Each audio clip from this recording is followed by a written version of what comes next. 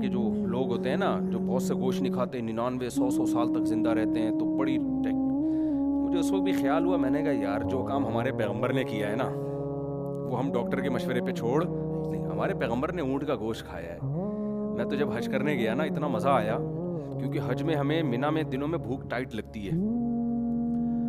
کھانا پینا سارے روٹین آ گئے اور محنت بہت ہوتی ہے, پیدل چلنا بہت. تو ہمارے گروپ میں ایک مولانا صاحب تھے, انہوں نے بیان کیا,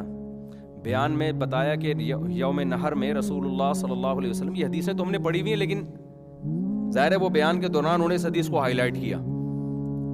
تو وہ حدیث تھی کہ نبی صلی اللہ علیہ وسلم نے یوم نہر کے دن جب تھک گئے نا, تھک جاتا ہے انسان مینا میں رمی سے فارغ ہو کر, تو آپ صلی اللہ علیہ وسلم نے آپ نے فرمایا کہ یہ یوم نہر ہے, یہ قربانی کا دن ہے, تو 100 اونٹ نہر کیا آپ نے. پھر آپ صلی اللہ علیہ